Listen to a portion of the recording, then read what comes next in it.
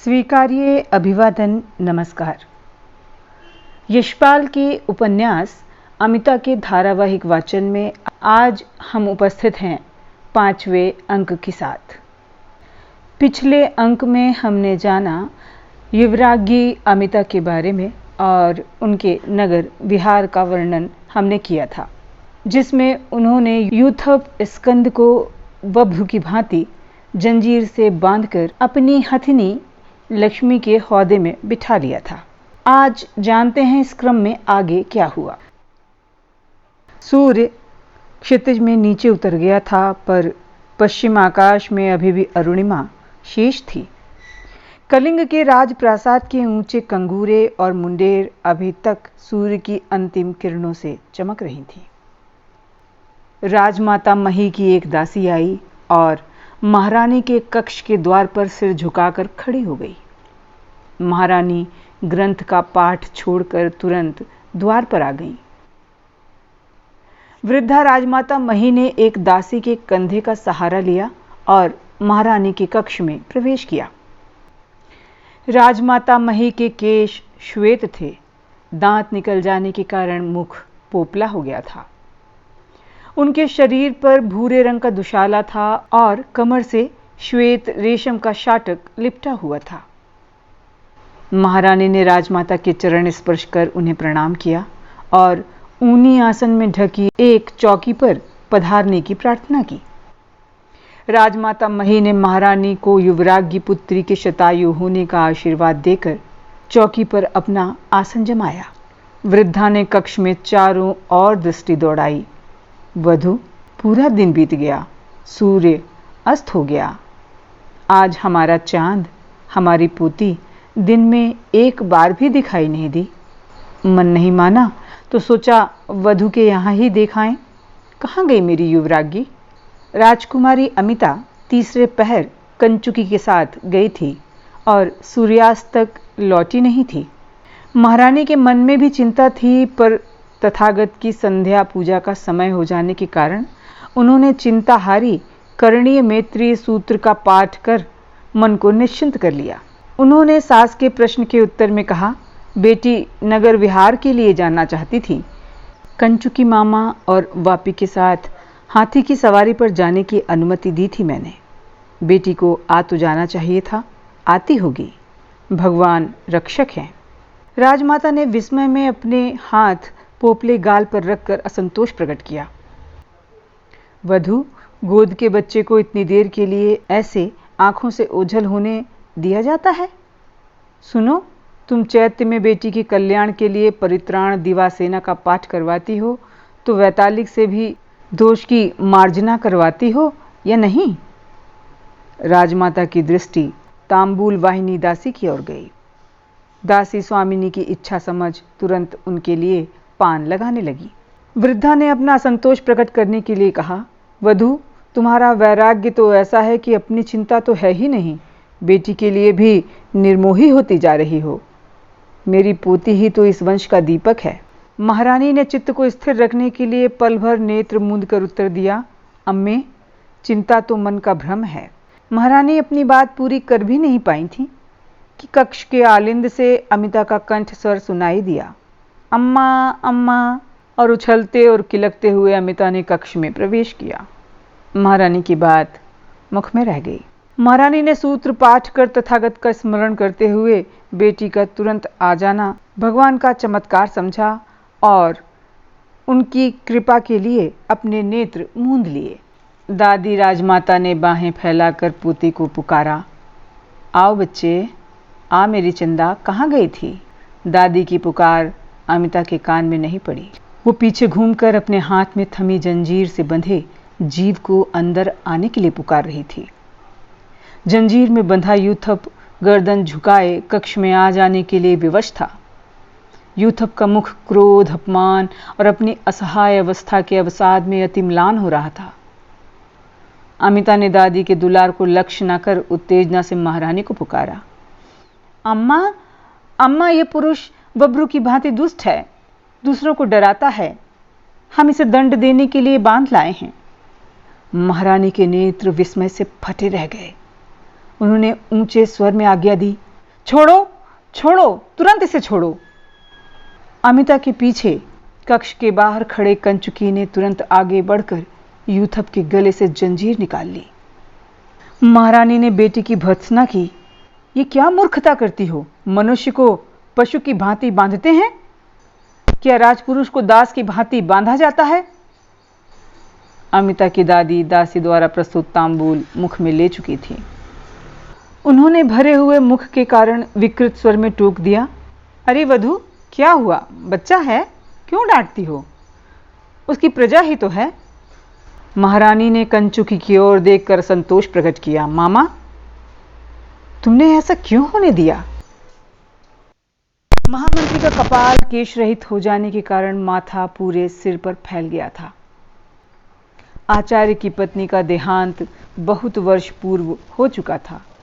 तब से वे आंगन के बाहर के कक्ष में वानप्रस्थ जीवन बिता रहे थे। वे विलास से उपाराम होकर राजकार्य के अध्ययन में डूबे रहते। महाराज करवेल वीर प्रकृति के क्षत्रिय युवक थे। उनका अधिक समय विलास और आखेट में ही जाता था। उनके पिता के समय से ही राज्य की नीति और प्रबंध का कार्य वंश क्रमानुगत महामात्य आचार्य सुकंठ के ही कंधों पर था। महाराज का पराक्रम आचार्य की नीति को निभाने में शिथिलता न करने के कारण ही था। पूर्ण व्यवस्था महामात्य के हाथों में ही थी। एक प्रतिहारी ने महामात्य के कक्ष के द्वार पर आकर अभयदान मांगा और महासेनापति के आगमन की सूचना दी।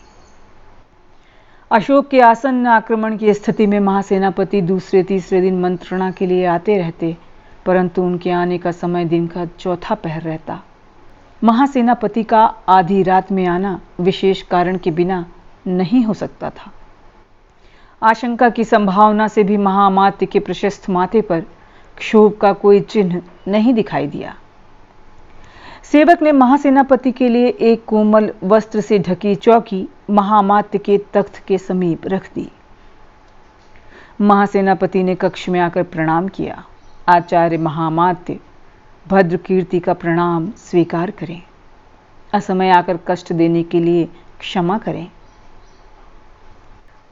महासेनापति चिंता को वश में रखने के लिए दोनों हाथों के पंजों को परस्पर जकड़कर बोले, आचार्य, शस्त्र और सैनिक क्या करेंगे?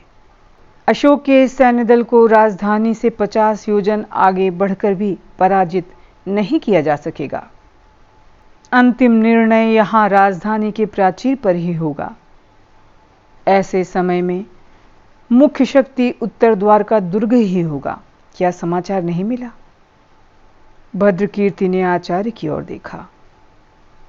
आचार्य महासेनापति का अभिप्राय जानने के लिए उनकी ओर मौन देखते रहे। भद्रकीर्ति बोले, विस्मय है, आप तक समाचार नहीं पहुंचा। आर्य की अनुमति से वेणुग्राम की भूमि पर शिविर निर्माण का निश्चय किया गया था। परम भगवती ने आदेश दिया है, वहां शिविर नहीं बनेगा। महामात्य की भवें उठकर माथे पर रेखाएं गहरी हो गईं। उनका हाथ केश रहित कपाल पर चला गया। क्या कह रहे हैं आर्य? आचार्य ने पूछा। परम भगवती को तथागत के धर्म और संघ की सेवा से प्रयोजन है। उन्हें शिविर के विषय में क्या प्रयोजन और आपत्ति है?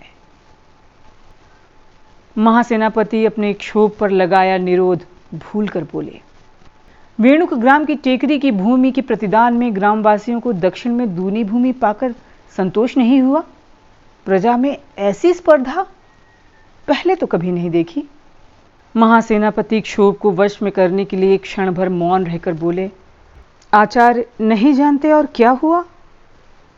भगवती महारानी ने कंचुकी के साथ बालिका युवराज्ञी को भेजकर स्थान रिक्त कराने के लिए गए। सामंत वंश के यूथप स्कंद के गले में कुत्ते की जंजीर डलवाकर पकड़ मंगवाया।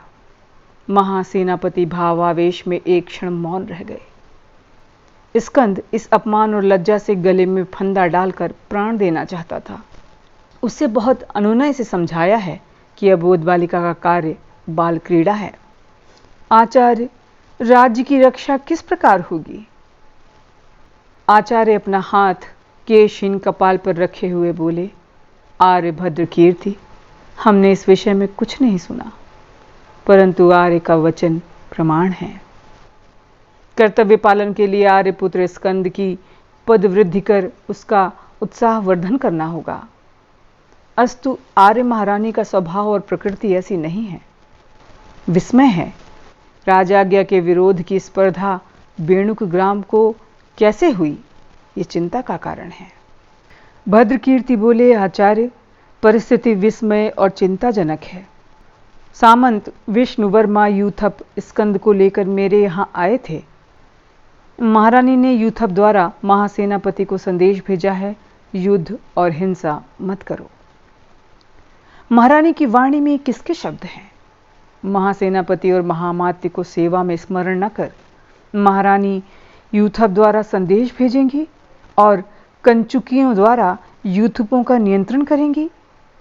राज्य का अनुशासन कैसे चलेगा आचार्य? आचार्य अब भी वैसे ही चिंता से कपाल को झुकाए शांत स्वर में बोले, आर्य ये शब्द महारानी के हो सकते हैं, परंतु अंतराल में दूसरा रहस्य भी हो सकता है। महासेनापति खिन्न स्वर में बोले, आचार्य, घटना के कारण की चिंता अवश्य उचित है, परंतु इस घटना का परिणाम सेना और अनुशासन के लिए अच्छा नहीं होगा। नगर की रक्षा के लिए टेकरी पर दुर्ग बनना ही चाहिए, अन्यथा ये टेकरी नगर के लिए घातक होगी। प्राचीर के भीतर का पुराना दुर्ग गत वर्ष महाराज के श्राद्ध के समय महारानी विहार को अर्पण कर चुकी हैं। आचार्य सेवक ने उस समय भी आपत्ति की थी। आचार्य स्वीकृति में सर झुकाकर बोले, सत्य है, आर्य ने आपत्ति की थी, परंतु धर्म को धर्म से क्या विरोध? यदि कोई धर्म धर्म है अथवा सत्य है तो वह धर्म की वृद्धि ही करेगा। हमने महारानी की इच्छा का विरोध उचित नहीं समझा, क्योंकि पुराना दुर्ग जीर्ण हो चुका है और चारों ओर से बस्ती से घिरा होने के कारण युद्धोपयोगी नहीं रहा। महारानी की इच्छा की अवहेलना भी उचित न थी। अब भी शिविर के विषय में महारानी की आपत्ति कठिन समस्या है। राजा का आदेश अपूर्ण रहने से राजशक्ति क्षीण होती है। भद्रकीर्ति असंतोष से बोले, परंतु भगवती महारानी केवल चैत्य और विहार को ही धर्म समझती हैं, दुर्ग और सेना को धर्म समझती ही नहीं। 10 सहस्त्र सैनिक ओस और धूप में पड़े हैं, उनके लिए स्थान नहीं है। भिक्षुओं को नेत्र मूंद कर तथागत की शरण में जाने के लिए विशाल दुर्ग की आवश्यकता है। श्रमण के लिए तथागत की ही शरण पर्याप्त नहीं है, उन्हें विशाल भवन भी चाहिए।